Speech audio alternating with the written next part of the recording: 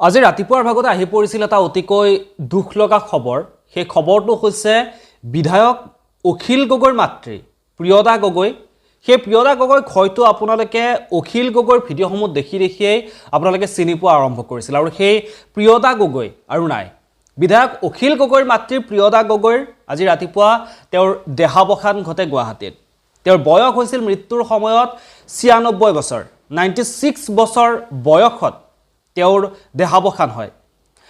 এই খবৰটো শুনাৰ লগে লগে গোটেই ৰাজ্যত এক শোকৰ ছাপ পৰিছে, যিহেতু অখিল গগৈৰ মাতৃক সামাজিক মাধ্যমত যিহেতু অখিল গগৈ প্ৰায় নিজৰ মাতৃৰ লগত সময় কিদৰে পাৰ কৰে, কিদৰে তেওঁৰ মাতৃক সময় দিয়ে, সেই ভিডিঅ'সমূহ অখিল গগৈ আপলোড কৰিছিল।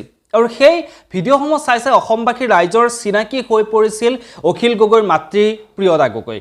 আৰু ৰাতিপুৱা যেতিয়া সেই খবৰটো শুনা পোৱা গ'ল, ৰাতিপুৱা ৬:২০ অখিল গগৈৰ মাতৃ প্ৰিয়দা গগৈৰ গুৱাহাটীৰ দেহাৱসান ঘটিল বুলি যি খবৰটো শুনা পোৱা গ'ল, তাৰ পিছতেই গোটেই ৰাজ্যত শোকৰ ছাঁ পৰিল। অসমৰ মুখ্যমন্ত্ৰী ডাঙৰীয়াই তেওঁ শোকসন্ত পৰিয়ালটোলৈ শ্ৰদ্ধাঞ্জলি জ্ঞাপন কৰিছে।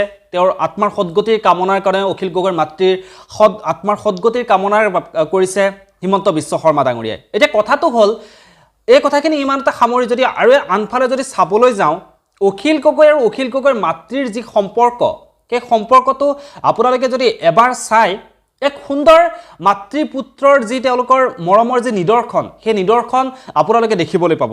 বৰ্তমান এই যান্ত্ৰিকতাৰ সময়ত অসমৰ যথেষ্ট মানুহেই, অসম বুলি নহয় আচলতে আমাৰ যথেষ্ট বহু সংখ্যক মানুহেই এইদৰে পৰিয়ালক সময় দিব নোৱাৰা হৈ পৰে, নিজৰ ঘৰখনক সময় দিব নোৱাৰা হৈ পৰে, আপোন মানুহৰ পৰা আঁতৰি থাকে। তেওঁলোকে সৰু সুৰাকৈ কিবা এটা কাম পালেই তেওঁলোকে সেইটোতে ব্যস্ত হৈ থাকে, নিজৰ মাতৃ পিতৃক সময় দিব নোৱাৰা হৈ পৰে। কিন্তু অখিল গগৈয়ে এজন বিধায়ক হোৱাৰ পিছতো এজন বিধায়কৰ কিমানখিনি দায়িত্ব সেই কথা আপোনালোক সকলোৱে জানে। এজন বিধায়ক হৈ থকাৰ পিছতো তেওঁৰ মাতৃক কিদৰে শুশ্ৰূষা কৰিব লাগে, সেই ৰোগীয়া মাতৃৰ সময়ত প্ৰত্যেকটো সময়তে কিদৰে ছাৰ দৰে থাকিব লাগে, সেই কামখিনি কিন্তু অখিল গগৈ সুন্দৰকৈ কৰি গৈছিল। তেওঁ নিজৰ ব্যস্ততাৰ মাজতো, নিজৰ কৰ্মবোৰৰ মাজতো তেওঁৰ মাতৃক যিদৰে শুশ্ৰূষা কৰিব লাগে, নিজৰ মাতৃক যিদৰে সময় দিব লাগে, সেইদৰে তেওঁ সময় দি গৈছিল। আৰু তাকে দেখি একাংশই কৈছিল যে অখিল গগৈয়ে ৰাজনীতিৰ কাৰণে মাকক ব্যৱহাৰ কৰিছে।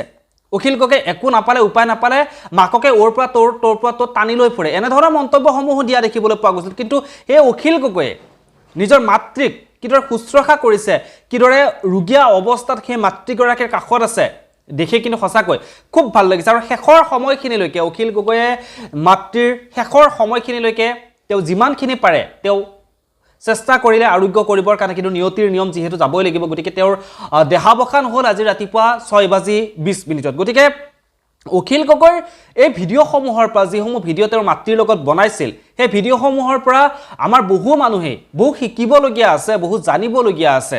আচলতে নিজৰ পৰিয়ালটো সকলোতকৈ আপোন, নিজৰ পিতৃ মাতৃ আপোন, ঘৰখন সেইখিনি হ'ল সকলোতকৈ আপোন। আন মানুহবোৰ যিবোৰে মুখত কৈ থাকে মই আপোনাক মানে অমুক তমুক বিভিন্ন ধৰণৰ আপোন মানুহ দেখুৱাই, বহুতে মুখা পিন্ধি আপোনাৰ ওচৰলৈ মুখা এখন পিন্ধি আহে, সেই সকলোবোৰ কিন্তু দুদিনীয়া।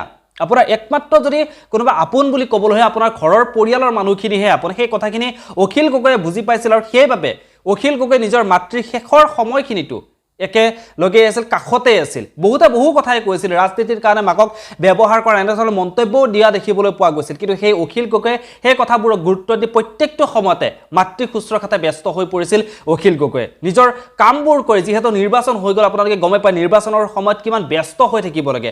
অখিল গগৈয়ে নিৰ্বাচনৰ সেই সময়খিনি ইমান ব্যস্ততাৰ মাজতো তেওঁৰ মাতৃক সময় দিছিল, মাতৃক শুশ্ৰূষা কৰিছিল।